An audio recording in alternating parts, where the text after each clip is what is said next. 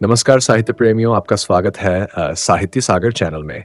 आज हम लेकर आए हैं मुंशी प्रेमचंद जी की लिखी कहानी उन्माद। मनहर ने अनुरक्त होकर कहा, यह सब तुम्हारी कुर्बानियों का फल है वागी। नहीं तो आज मैं किसी अंधेरी गली में, किसी अंधेरे मकान के अंदर अंधेरी जिंदगी के दिन काट रहा होता। तुम्हारी सेवा और उपकार हमेशा याद रहेंगे। तुमने मेरा जीवन सुधार दिया, मुझे आदमी बना दिया। वागेश्वरी ने सिर झुकाए नम्रता से उत्तर दिया, ये तुम्हारी सज्जनता मानूं, मैं बेचारी भला तुम्हारी जिंदगी क्या सुधारूंगी। हाँ, तुम्हारे साथ रहकर मैं भी एक दिन आदमी बन जाऊंगी। तुमने परिश्रम किया, उसका पुरस्कार पाया। जो अपनी मदद आप करते हैं उनकी मदद परमात्मा भी करते हैं। अगर मुझ ऐसी गंवारन किसी और के पाले पड़ती तो अब तक न जाने क्या गत बनी होती। मनहर मानो इस बहस में अपना पक्ष समर्थ करने के लिए कमर बांधता हुआ बोला, तुम जैसी गंवारन पर मैं 1 लाख सजी हुई गुड़ियों और रंगीन तितलियों को निछावर कर सकता हूं। तुमने मेहनत करने का वह अवसर और अवकाश दिया जिनके बिना कोई सफल हो ही नहीं सकता। अगर तुमने अपनी अन्य विलास प्रिय रंगीन मिजाज बहनों की तरह मुझे अपने तकाजों से दबा रखा होता तो मुझे उन्नति करने का अवसर कहां मिलता। तुमने मुझे निश्चिंतता प्रदान की जो स्कूल के दिनों में भी न मिली थी। अपने और सहकारियों को देखता हूं तो मुझे उन पर दया आती है। किसी का खर्च पूरा नहीं पड़ता, आधा महीना भी नहीं जाने पाता और हाथ खाली हो जाता है। कोई दोस्तों से उधार मांगता है, कोई घर वालों को खत लिखता है, कोई गहनों की फिक्र में मरा जाता है, कोई कपड़ों की। कभी नौकर की टोह में हैरान तो कभी वैद की टोह में परेशान। किसी को शांति नहीं। आए दिन स्त्री पुरुष मन जूते चलते हैं। अपना जैसा भाग्यवान तो मुझे कोई नहीं दीख पड़ता। मुझे घर के सारे आनंद प्राप्त हैं और जिम्मेदारी एक भी नहीं। तुमने ही मेरे हौसलों को उभारा, मुझे उत्तेजना दी। जब कभी मेरा उत्साह टूटने लगता तो तुम मुझे तसल्ली देती थी। मुझे मालूम ही नहीं हुआ कि तुम घर का प्रबंध कैसे करती हो। तुमने मोटे से मोटा काम अपने हाथों से किया जिससे मुझे पुस्तकों के लिए रुपयों की कमी न हो। तुम ही मेरी देवी हो और तुम्हारी ही बदौलत आज मुझे ये सौभाग्य प्राप्त हुआ है। मैं तुम्हारी इन सेवाओं की स्मृति को हृदय में सुरक्षित रखूंगा वागी, और एक दिन वह आएगा जब तुम अपने त्याग और तप का आनंद उठाओगी। वागेश्वरी ने गदगद होकर कहा, तुम्हारे ये शब्द मेरे लिए सबसे बड़े पुरस्कार है। मानू, मैं और किसी पुरस्कार की भूखी नहीं। मैंने जो कुछ तुम्हारी थोड़ी बहुत सेवा की उसका इतना यश मुझे मिलेगा, मुझे तो आशा भी न थी। मनहरनाथ का हृदय इस समय उदार भावों से उमड़ा हुआ था। वह यो बहुत ही अल्पभाषी, कुछ रूखा आदमी था और शायद बागेश्वरी के मन में उसकी शुष्कता पर दख भी हुआ हो, पर इस समय सफलता के नशे ने उसकी वाणी मन पर लगा दिए थे। बोला, जिस समय मेरे विवाह की बात चल रही थी मैं बहुत शंकित था। समझ गया कि मुझे जो कुछ होना था हो गया। अब सारी उम्र देवी जी की नाजबरदारी में गुजरेगी। बड़े बड़े अंग्रेज विद्वानों की पुस्तकें पढ़ने से मुझे विवाह से घृणा हो गई थी। मैं इसे उम्र कैद समझने लगा था, जो आत्मा और बुद्धि की उन्नति का मार्ग बंद कर देती है, जो मनुष्य को स्वार्थ का भक्त बना देती है, जो जीवन के क्षेत्र को संकीर्ण कर देती है। मगर 2 ही 4 मास के बाद मुझे अपनी भूल मालूम हुई। मुझे मालूम हुआ कि सुभाड़िया स्वर्ग की सबसे बड़ी विभूति है, जो मनुष्य को उज्जवल और पूर्ण बना देती है, जो आत्मोन्नति का मूल मंत्र है।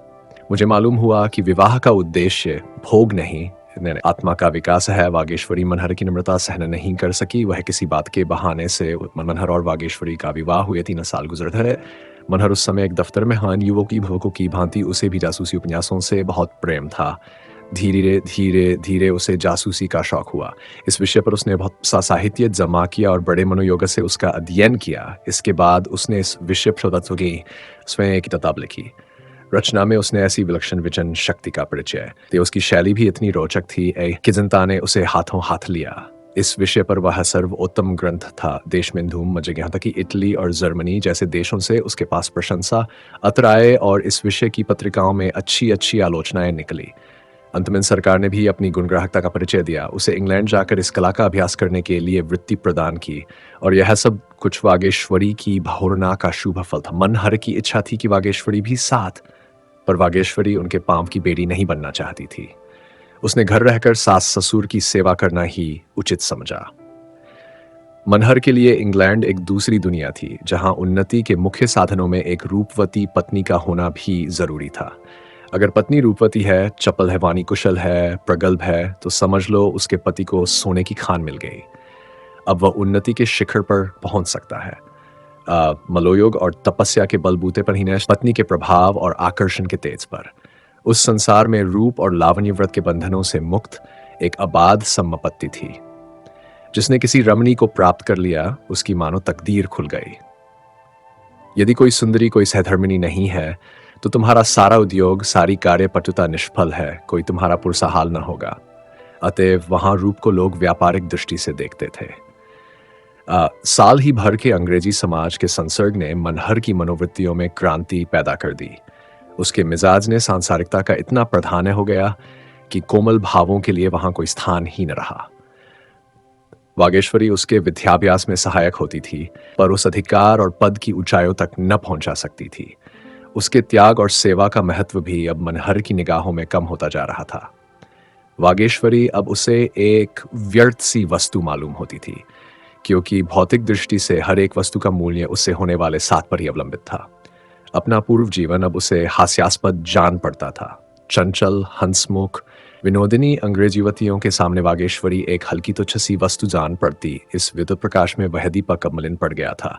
यहाँ तक कि शनय शनय उसका वह हम लिनिन प्रकाश भी अब लुप्त हो गया। मनह ने अपने भविष्य का निश्चय कर लिया। वह भी एक रमणी की रूप नौका द्वारा ही अपने लक्ष्य तक पहुंचेगा। इसके सिवा कोई और उपाय था। रात के मनहर लंदन के एक फैशनेबल रेस्टोरेंट में बना ठना बैठा था। उसका रंग रूप और ठाठ बाट देखकर सहसा कोई नहीं कह सकता था कि वह अंग्रेज नहीं है। लंदन ने भी उसके सौभाग्य ने उसका साथ याद। उसने छोरी के कई गहरे मामलों का पता लगा लिया था, इसलिए उसे धन और यश दोनों ही मिल रहा था। वह अब यहाँ के भारतीय समाज का प्रमुख अंग बन गया था, जिसके आतिथ्य और सौजन्य की सभी सराहना करते थे। उसका लबो लहजा भी अंग्रेजों से मिलता जुलता था। उसके सामने मेज के दूसरी ओर एक रमणी बैठी हुई उनकी बातें बड़े ध्यान से सुन रही थी। उसके अंग अंग से यौवन पका पड़ता था। भारत के अद्भुत वृत्तांत सुनकर उसकी आंखें खुशी से चमक रही थीं। मनहर चिड़िया के सामने दाने बिखेर रहा था। मनहर विचित्र देश है जेनी, अत्यंत विचित्र। 5-5 साल के दूल्हे तुम्हें भारत के सिवा कहीं देखने को नहीं मिलेंगे। लाल रंग के चमकदार कपड़े, सिर पर चमकता हुआ लंबा टोप, चेहर पर फूलों का झालरदार बुर्का, घोड़े पर सवार चले जा रहे हैं। 2 आदमी दोनों तरफ से छतरी लगाए हुए हैं। हाथों में मेहंदी लगी हुई है। जेनी, मेहंदी क्यों लगाते हैं? मनहर जिसे हाथ लाल हो जाएं, पैरों में भी रंग भरा जाता है, उंगलियों के नाखून लाल रंग दिए जाते हैं, वह दृश्य देखते ही बनता है।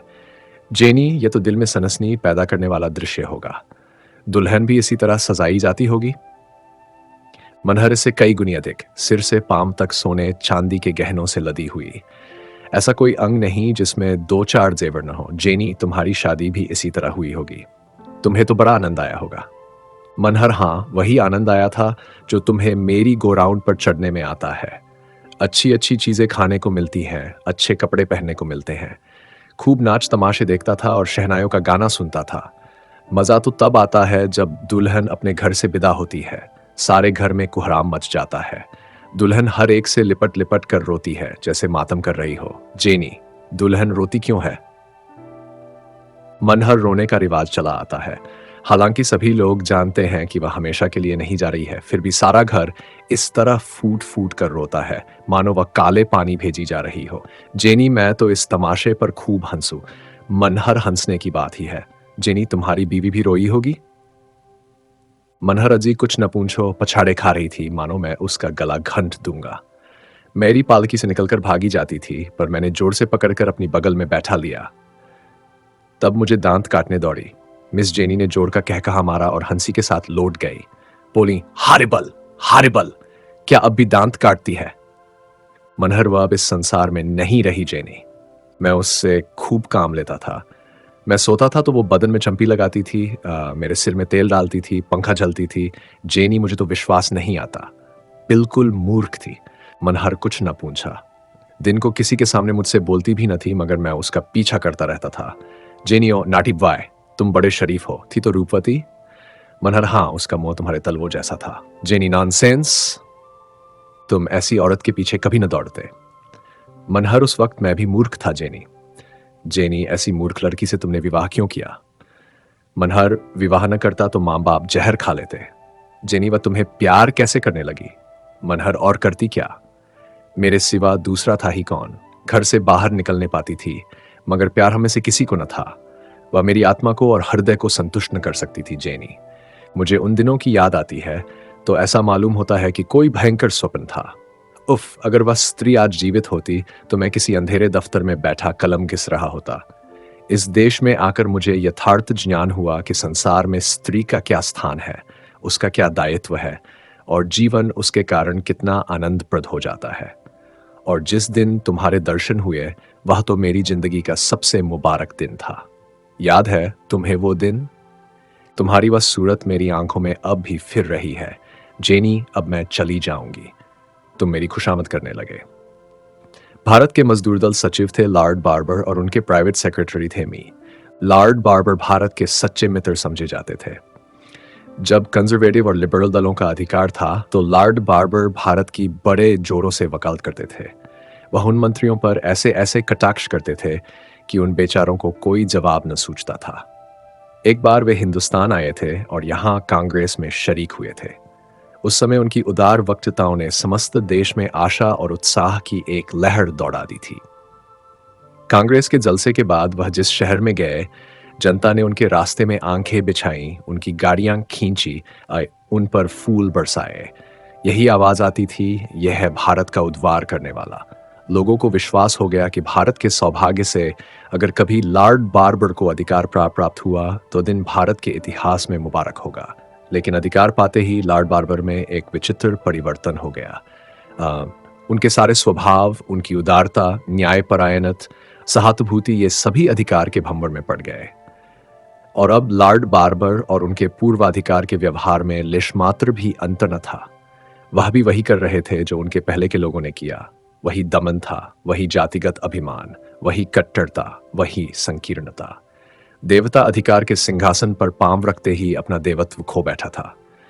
अपने 2 साल के अधिकार काल में उन्होंने सैकड़ों ही अफसर नियुक्त किए थे, पर उनमें एक भी हिंदुस्तानी न था।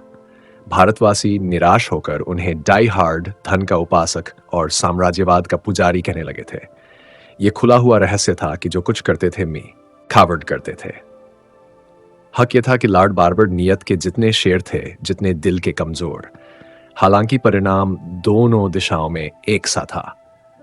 यह मी कावर्ड एक ही महापुरुष थे। उनकी उम्र 40 से अधिक गुजर चुकी थी, पर अभी तक उन्होंने विवाह नहीं किया था। शायद उनका ख्याल था कि राजनीति के क्षेत्र में रहकर वे विवाह का आनंद नहीं उठा सकते। वास्तव में नवीनता के मदूप थे। उन्हें नित्य नए विनोद और आकर्षण, नित्य नए विलास और उल्लास की टोह रहती थी। दूसरों के लगाए हुए बाग की सैर करके चित्त को प्रसन्न कर लेना इससे कहीं सरल था कि अपना बाग आप लगाएं और उसकी रक्षा और सजवट में अपना सिर खपाएं। उनको व्यापारिक और व्यावहारिक दृष्टि में यह लटका उससे कहीं आसान था। दोपहर का समय था। कावर्ड नाश्ता करके सिगार पी रहे थे कि मिस जेनी रोज के आने की खबर हुई। उन्होंने तुरंत आईने के सामने खड़े होकर अपनी सूरत देखी, बिखरे बालों को संवारा, बहुमूल्य इत्र मला और मुख से स्वागत की साहस छवि दर्शाते हुए कमरे से निकलकर मिस रोज से हाथ मिलाया। जेनी ने कदम रखते ही कहा, अब मैं समझ गई कि क्यों कोई सुंदरी तुम्हारी बात नहीं पूछती। आप अपने वादों को पूरा करना नहीं जानते। कावर्ड ने जेनी के लिए कुर्सी खींचते हुए कहा, मुझे बहुत खेद है मिस रोज कि कल मैं अपना वादा न पूरा कर सका। प्राइवेट सेक्रेटरी का जीवन कुत्तों के जीवन से भी हेय है। बार बार चाहता था कि दफ्तर से उठूं, पर एक न एक काल ऐसा आ जाता था कि रुक जाना पड़ जाता था। मैं तुमसे क्षमा मांगता हूं। बाल में तुम्हें खूब आनंद आया होगा। जेनी, मैं तुम्हें तलाश करती रही। जब तुम न मिले तो मेरा जी खट्टा हो गया। मैं और किसी के साथ नहीं नाची। अगर तुम्हें नहीं जाना था तो मुझे निमंत्रण क्यों दिया था? कावर्ड ने जेनी को सिगार भांट करते हुए कहा, तुम मुझे लज्जित कर रही हो जेनी। मेरे लिए इससे ज्यादा खुशी की बात और क्या हो सकती थी कि तुम्हारे साथ नाचता। एक पुराना बैचलर होने पर भी मैं उस सुख की कल्पना कर सकता हूं। बस यही समझ लो कि तड़प तड़प कर रह जाता हूं। जेनी ने कठोर मुस्कान के साथ कहा, तुम इसी योग्य हो कि बैचलर बने रही, सजा है। कावर्ड ने अनुरक्त होकर उत्तर दिया, जेनी तुम बड़ी कठोर हो। तुम ही क्या रमणियां सभी कठोर होती हैं। मैं कितनी ही परवशता दिखाऊं, तुम्हें विश्वास नहीं आएगा। मुझे ये अरमान ही रह गया कि कोई सुंदरी मेरे अनुराग और लगन का आदर करती। जेनी, तुम में अनुराग हो भी तो? रमनिया ऐसे बहानेबाजों को मुंह नहीं लगाती। कावर्ड, फिर बहानेबाज कहा। मजबूर क्यों नहीं कहती? जेनी, मैं किसी को मजबूर नहीं मानती। मेरे लिए यह हर्ष और गौरव की बात नहीं हो सकती कि आपको जब अपने सरकारी, अर्ध सरकारी और गैर सरकारी कामों से अवकाश मिले तो आप मेरा मन रखने के लिए एक क्षण के लिए अपने कोमल चरणों को कष्ट दें। इसी कारण तुम अब तक चीख रहे हो। कावर्ड ने गंभीर भाव से कहा, तुम मेरे साथ अन्याय कर रही हो जेनी। मरे अविवाहित रहने का क्या कारण है यह कल तक मुझे खुद मालूम न था। कल आप ही आप मालूम हो गया। जेनी ने उसका परिहास करते हुए कहा, अच्छा तो यह रहस्य आपको मालूम हो गया? तब तो आप सचमुच आत्मदर्शी हैं। जरा मैं भी तो सुनूं, क्या कारण था?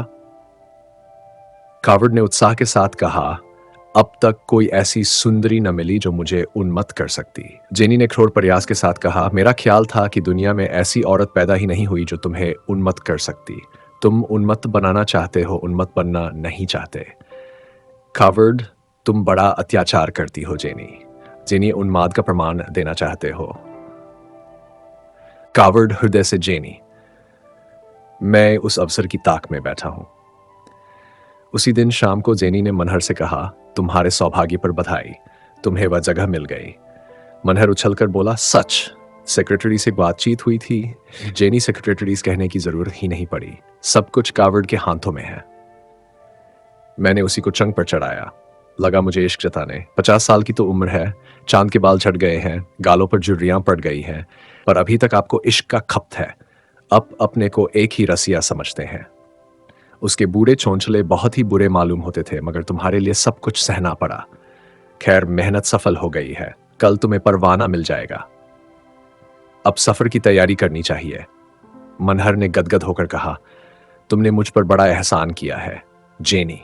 मनहर को गुप्तचर विभाग में ऊंचा पद मिला। देश के राष्ट्रीय पत्रों ने उसकी तारीफ फों के पुल बांधे गए, उसकी तस्वीर छापी और राष्ट्र की ओर से उसे बधाई दी।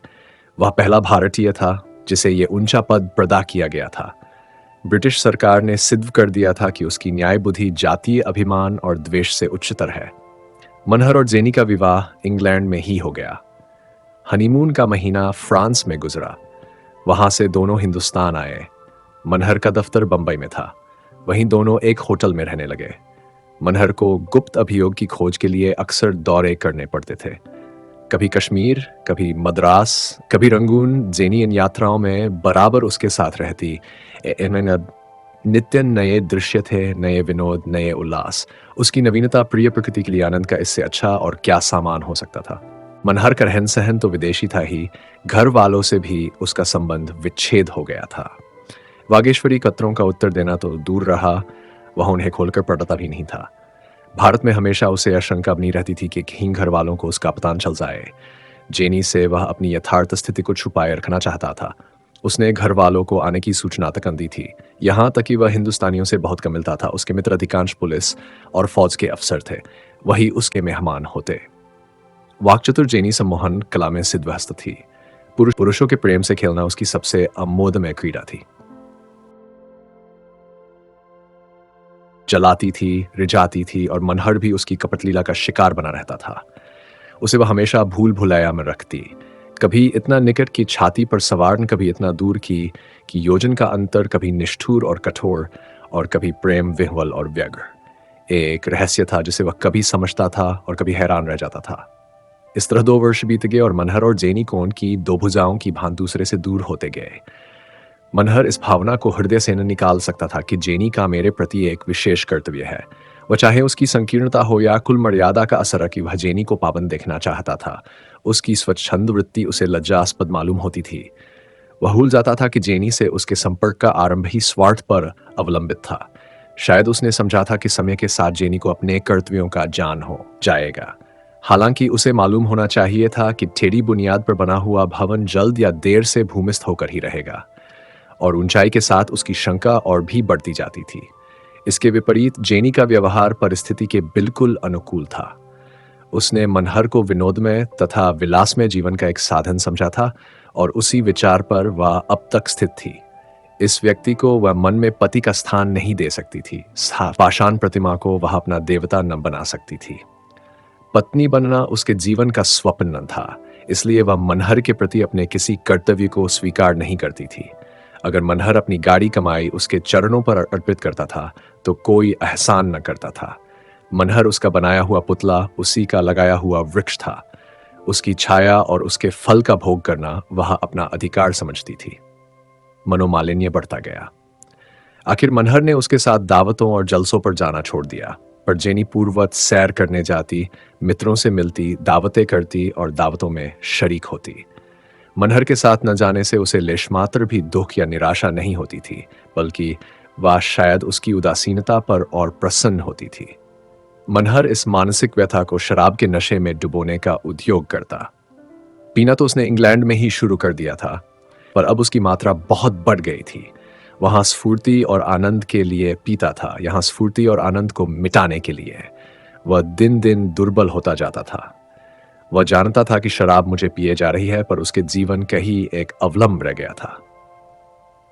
गर्मियों के दिन थे। मनहर एक मामले की जांच करने के लिए लखनऊ में डेरा डाले हुए था। मामला बहुत संगीन था। उसे सिर उठाने की फुर्सत न मिलती थी। स्वास्थ्य भी बहुत खराब हो चला था, पर जेनी अपने सैर सपाटे में मग्न थी। आखिर उसने एक दिन कहा, मैं नैनीताल जा रही हूं, यहां की गर्मी मुझसे सही नहीं जाती। मनहर ने लाल लाल आंखें निकालकर कहा, नैनीताल में क्या काम है? वह आज अपना अधिकार दिखाने पर तुल गया। जेनी भी उसके अधिकार की उपेक्षा करने पर तुली हुई थी। बोली, यहां का कोई सोसाइटी नहीं, सारा लखनऊ पहाड़ों पर चला गया है।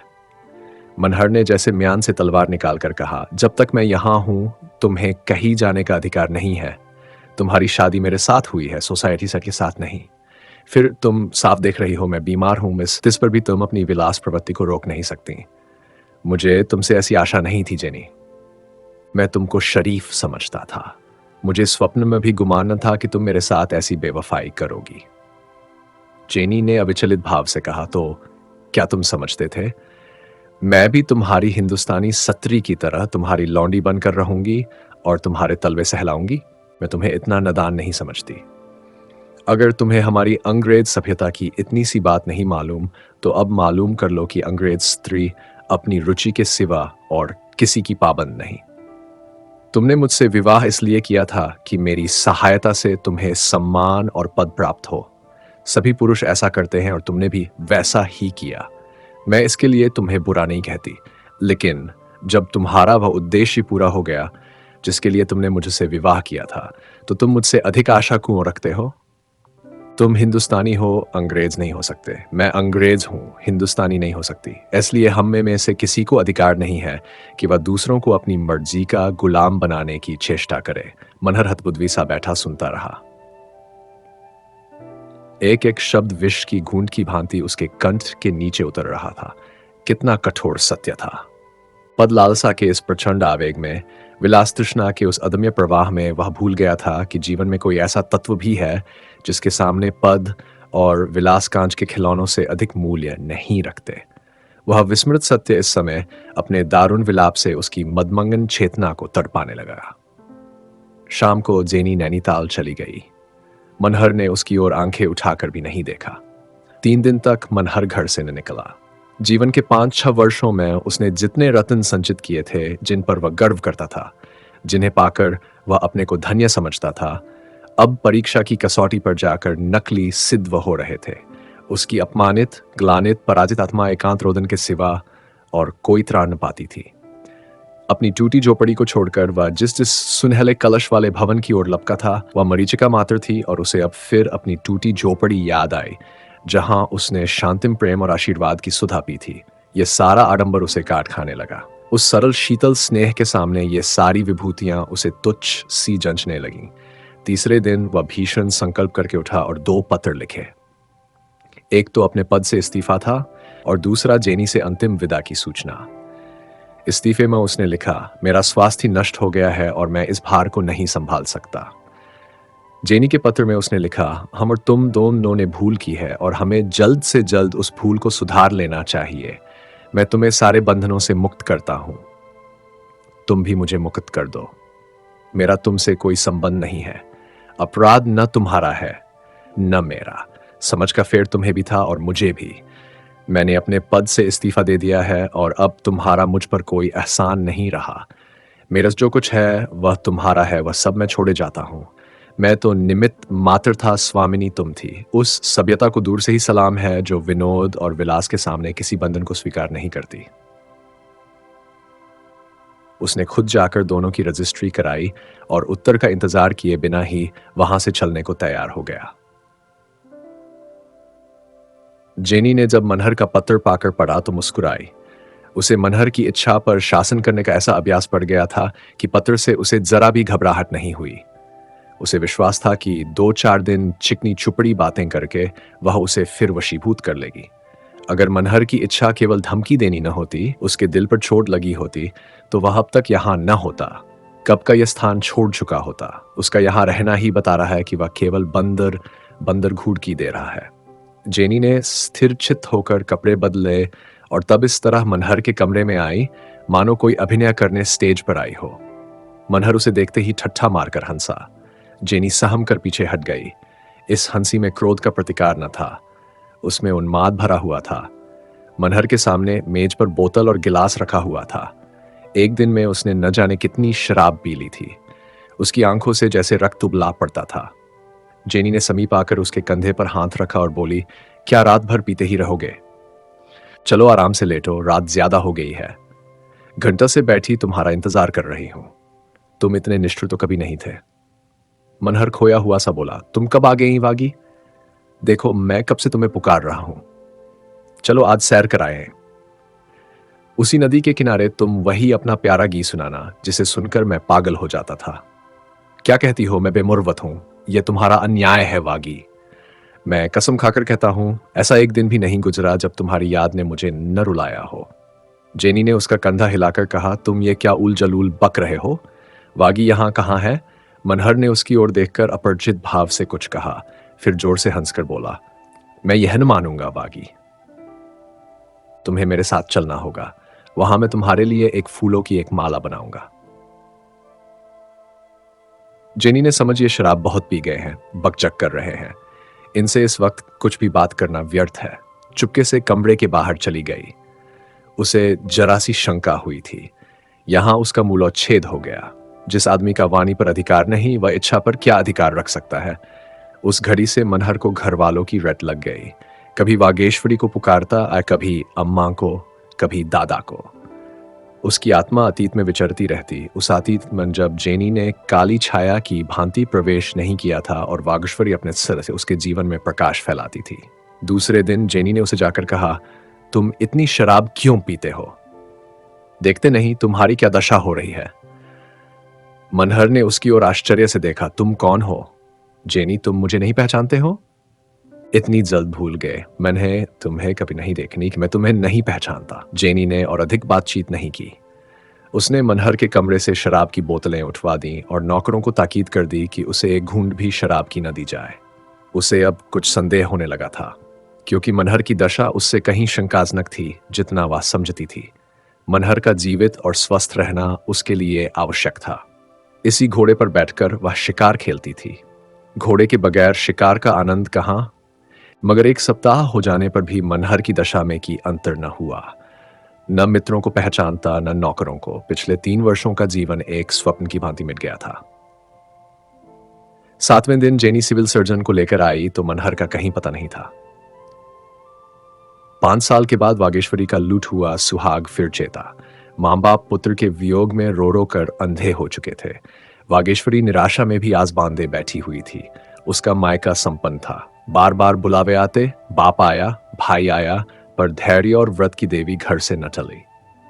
जब मनहर भारत आया तो वागेश्वरी ने सुना कि वह विलायत से एक मेम लाया है। फिर भी उसे आशा थी कि वह आएगा, लेकिन उसकी आशा पूरी न हुई। फिर उसने सुना वह ईसाई हो गया है, आचार विचार त्याग दिया है। तब उसने माथा ठोंक लिया। घर की व्यवस्था दिन दिन बिगड़ने लगी। वर्षा बंद हो गई और सागर सूखने लगा। घर बिका, कुछ जमीन थी वह बिकी, फिर गहनों की बारी आई।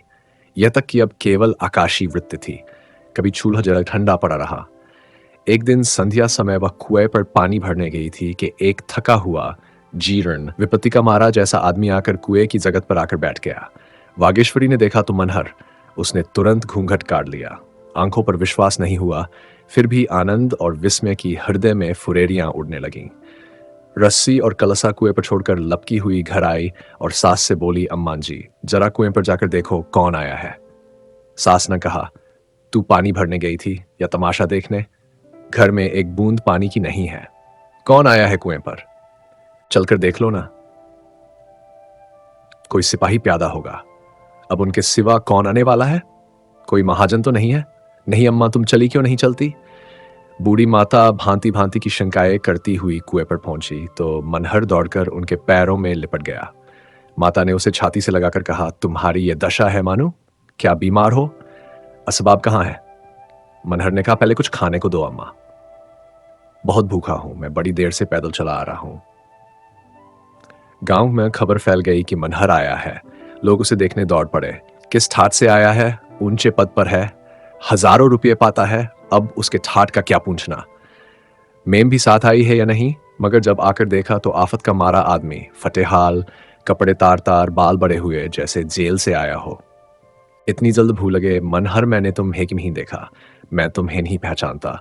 जेनी ने और अधिक बातचीत नहीं की। उसने मनहर के कमरे से शराब की बोतलें उठवा दी नौकरों को, ताकि दर्दी से उसे अब कुछ संदेह होने लगा था, क्योंकि मनहर की दशा उसे कहीं शंकाजनक थी। जितना वह समझती थी, मनहर का जीवित और स्वस्थ रहना उसके लिए आवश्यक था। इसी घोड़े पर बैठकर वह शिकार खेलती थी। घोड़े के बगैर शिकार का आनंद।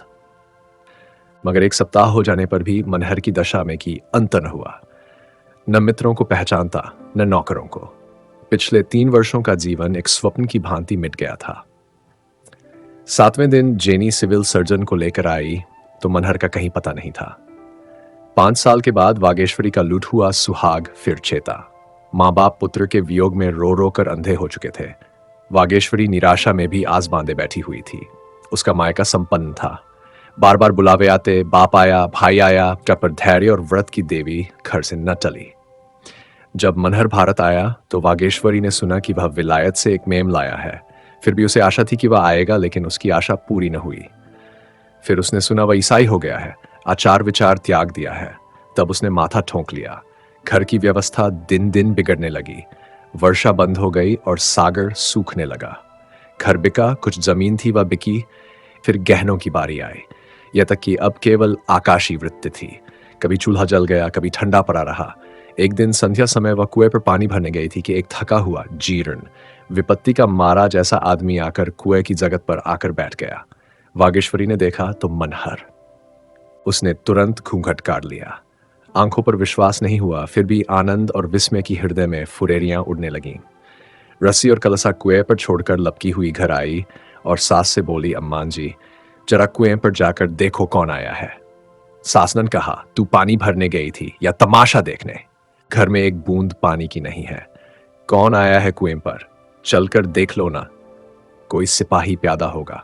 अब उनके सिवा कौन आने वाला है? कोई महाजन तो नहीं है? नहीं अम्मा, तुम चली क्यों नहीं चलती? बूढ़ी माता भांति भांति की शंकाएं करती हुई कुएं पर पहुंची तो मनहर दौड़कर उनके पैरों में लिपट गया। माता ने उसे छाती से लाकर कहा, तुम्हारी ये दशा है मानो? क्या बीमार हो? असबाब कहाँ है? मनहर ने कहा, पहले कुछ खाने को दो अम्मा। बहुत भूखा हूं, मैं बड़ी देर से पैदल चला आ रहा हूं। गांव में खबर फैल गई कि मनहर आया है। लोग उसे देखने दौड़ पड़े। किस ठाट से आया है? ऊंचे पद पर है, हजारों रुपये पाता है, अब उसके ठाट का क्या पूछना। मेम भी साथ आई है या नहीं? मगर जब आकर देखा तो आफत का मारा आदमी, फटेहाल, कपड़े तार तार, बाल बड़े हुए, जैसे जेल से आया हो। प्रश्नों की बौछार होने लगी। हमने तो सुना था तुम किसी ऊंचे पद पर हो। मनहर ने जैसे किसी भूली बात को याद करने का विफल प्रयास किया। मैं तो किसी ओहदे पर नहीं। वाह, विलायत से मेम नहीं लाए थे? मनहर ने चकित होकर कहा, विलायत? कौन विलायत गया था? अरे भंग तो नहीं खा आए हो? विलायत नहीं गए थे? मनहर मूढ़ों की भांति हंसा, मैं विलायत क्या करने जाता? अजी तुमको वजीफा मिला नहीं था? यहां से तुम विलायत गए थे। तुम्हारे पत्र बराबर आते थे। अब कहते हो मैं विलायत गया ही नहीं। होश में हो या हम लोगों को उल्लू बना रहे हो? मनहर ने उन लोगों की तरफ आंखें फाड़कर देखा और बोला, मैं तो कहीं नहीं गया था। आप लोग न जाने क्या कह रहे हैं। अब इसमें संदेह की गुंजाइश न रही कि वह अपने होशोहवास में नहीं है। उसे विलायत जाने के पहले की सारी बातें याद थीं। गांव और घर के एक-एक आदमी को पहचानता था, लेकिन जब इंग्लैंड सब अंग्रेज बीवी और ऊंचे पद का जिक्र आता तो भौचक्का होकर ताकने लगता। वागेश्वरी को अब उसके प्रेम में एक अस्वाभाविक अनुराग दिख जो उसे बनावटी मालूम होता था। वह चाहती थी कि उसके व्यवहार और आचरण में पहले जैसी बेतकल्लुफी हो। वह प्रेम का स्वांग नहीं, प्रेम चाहती थी। 10 ही 5 दिनों में उसे जात हो गया कि इस विशेष अनुराग का कारण बनावट या दिखावा नहीं है, वरन कोई मानसिक विकार है। मनहर ने माँ बाप का इतना अदब पहले कभी नहीं किया था। उसे अब मोटे से मोटा काम करने में कोई संकोच नहीं था। वह जो बाजार से साग सब्जी लाने में अपना अनादर समझता था, अब कुएं से पानी खींचता, लकड़ा फाड़ता और घर में झाड़ू लगाता था, और अपने घर में ही नहीं, सारे मोहल्ले में उसकी सेवा और नम्रता की चर्चा होती थी। एक बार मोहल्ले में चोरी हो गई। पुलिस ने बहुत दौड़ धूप की, पर चोरों का पता न चला। मनहर ने चोरी का पता ही नहीं लगा दिया, वरन माल भी बरामद करा दिया। इससे आसपास के गांवों और मोहल्लों में उसका यश फैल गया। कोई चोरी होती तो लोग उसके पास दौड़े आते और अधिकांश उद्योग उसके सफल भी होते। इस तरह उसकी जीविका की एक व्यवस्था हो गई। वह अब वगेश्वरी के इशारों का गुलाम था। उसी की दिलजोई और सेवा में उसके दिन कटते थे। अगर उसमें विकार या बीमारी का कोई लक्षण था तो वह इतना ही, यही सनक उसे सवार हो गई थी। वागेश्वरी को उसकी दशा पर दुख होता, पर उसकी यह बीमारी उस स्वास्थ्य से उसे कहीं प्रिय थी जब वह उसकी बात भी न पूछता था। 6 महीनों के बाद एक दिन जेनी मनहर का पता लगाती हुई आ पहुंची। हाथ में जो कुछ था वह सब उड़ रहा चुकने के बाद अब उसे किसी आश्रय की खोज थी। उसके चाहने वालों में कोई ऐसा न था जो उसकी आर्थिक सहायता करता। शायद अब जेनी को कुछ ग्लानि भी होती थी। वह अपने किए पर लज्जित थी। द्वार पर हॉर्न की आवाज सुनकर मनहर बाहर निकला और इस प्रकार जेनी को देखने लगा मानो कभी देखा ही नहीं हो। जेनी ने मोटर से उतरकर उससे हाथ मिलाया और अपनी आप बीती सुनाने लगी। तुम इस तरह छिपकर मुझसे क्यों चले आए? और फिर आकर एक पत्र भी नहीं लिखा। आखिर मैंने तुम्हारे साथ क्या बुराई की थी? फिर मुझ में कोई बुराई देखी थी तो तुम्हें था कि मुझे सावधान कर देते। छिपकर चले आने का क्या फायदा हुआ? ऐसी अच्छी जगह मिल गई थी, वो भी हाथ से निकल गई। मनहर कार के उल्लू की भांति खड़ा रहा। जेनी ने फिर कहा, तुम्हारे चले आने के बाद मेरे ऊपर जो संकट आए वह सुनाऊं तो तुम घबरा जाओगे। मैं इसी चिंता और दुख से बीमार हो गई। तुम्हारे बगैर मेरा जीवन निरर्थक हो गया। तुम्हारा चित्र देखकर मन को ढांढस देती थी। तुम्हारे पत्रों को आदि से अंत तक पढ़ना मेरे लिए सबसे मनोरंजक विषय था। तुम मेरे साथ चलो, मैंने एक डॉक्टर से बात की है। वह मस्तिष्क के विकारों का डॉक्टर है। मुझे आशा है उसके उपचार से तुम्हें लाभ होगा। मनहर चुपचाप विरक्त भाव से खड़ा रहा, मानो न वह कुछ देख रहा है न सुन रहा है। सहसा वगेश्वरी निकल आई। जेनी को देही वह ताड़ गई कि यही मेरी यूरोपियन सौत है। वह उसे बड़े आदर सत्कार के साथ भीतर ले आई। मनहर भी उनके पीछे पीछे चला आया। जेनी ने टूटी खाट पर बैठते हुए कहा, इन्होंने मेरा जिक्र तो किया ही होगा। मेरी इनसे लंदन में शादी हुई है। वागेश्वरी बोली, यह तो मैं आपको देखते ही समझ गई थी। जेनी, इन्होंने कभी मेरा जिक्र नहीं किया? वागेश्वरी, कभी नहीं। इन्हें तो कुछ याद नहीं। आपको यहां आने में बड़ा कष्ट हुआ होगा। जेनी महीनों के बाद तब इनके घर का पता चला। वहां से बिना कुछ कहे सुने चल दिए। आपको कुछ मालूम है इन्हें क्या शिकायत है? शराब बहुत पीने लगे थे। आपने किसी डॉक्टर को नहीं दिखाया? हमने तो किसी को नहीं दिखाया। जेनी ने तिरस्कार से कहा, क्यों? क्या आप उन्हें हमेशा बीमार रखना चाहती हैं? वागेश्वरी ने बेपरवाही से कहा, मेरे लिए तो बीमार रहना इनके स्वस्थ रहने से कहीं अच्छा है। तब अपनी आत्मा को भूले हुए थे, अब उसे पा गए। फिर उसने निर्दय कटाक्ष करके कहा, मेरे विचार में तो वह तब बीमार थे, अब उसे पा गए। जेनी ने चिढ़कर कहा, नॉनसेंस। इनकी किसी विशेषण से चिकित्सा करानी होगी। ये जासूसों में बड़े कुशल हैं। इनके सभी अफसर इनसे प्रसन्न थे। वह चाहे तो अब भी वह जगह उन्हें मिल सकती है। अपने विभाग में ऊंचे से ऊंचे पद तक पहुंच सकते हैं। मुझे विश्वास है कि इनका रोग असाध्य नहीं है। हाँ, विचित्र आप इनकी बहन है। वागेश्वरी ने मुस्कुराकर कहा, आप तो गाली दे रही हैं। ये मेरे स्वामी हैं। जेनी पर मानो वज्रपात हुआ। उसके मुख पर से नम्रता का आवरण हट गया और मन में छुपा हुआ क्रोध जैसे दांत पीसने लगा। उसकी गर्दन की नसें तन गईं, दोनों मुट्ठियां बंध गईं। उन्मत्त होकर बोली, बड़ा दगाबाज आदमी है, इसने मुझसे बड़ा धोखा किया। मुझसे इसने कहा कि मेरी सत्री मर गई है। कितना बड़ा धूर्त है, ये पागल नहीं है, इसने पागलपन का स्वांग भरा है। मैं अदालत से इसकी सजा कराऊंगी। क्रोधावेश के कारण वह कांप उठी। फिर रोते हुए बोली, इस दगाबाजी का मैं इसे मजा चखाऊंगी। ओह, इसने मेरा कितना घोर अपमान किया है। ऐसा विश्वासघात करने वाले को जो दंड दिया जाए वह थोड़ा है। इसने कैसी मीठी मीठी बातें करके मुझे फांसा। मैंने ही इसे जगह दिलाई, मेरे ही प्रयत्नों से ये बड़ा आदमी बना। इसके लिए मैंने अपना घर छोड़ा, अपना देश छोड़ा, और इसने मेरे साथ ऐसा कपट किया। जेनी सिर पर हाथ रखकर बैठ गई। फिर तैश में उठी और मनहर के पास जाकर उसको अपनी ओर खींचती हुई बोली, मैं तुम्हें खराब करके छोड़ूंगी। तूने मुझे समझा क्या है? मनहर इस तरह शांत भाव से खड़ा रहा मानो उससे उसे कोई प्रयोजन ही नहीं है। फिर वह सिन्हनी की भांति भांति मनहर पर टूट पड़ी और उसे जमीन पर गिराकर उसकी छाती पर चढ़ बैठी।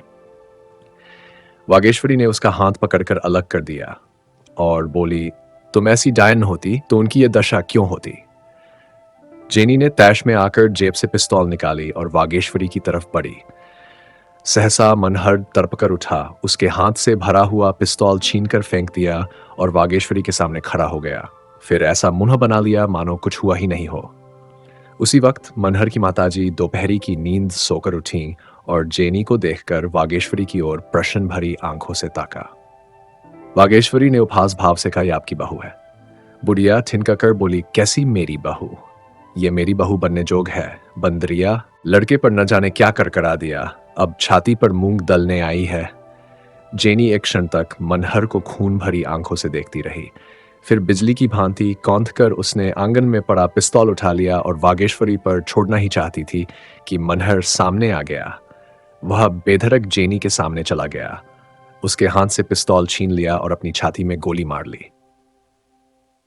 यदि इस प्रस्तुति ने आपके हृदय को स्पर्श किया हो तो कृपया इस वीडियो को लाइक करें, कमेंट करें और साहित्य सागर चैनल को सब्सक्राइब करना न भूलें।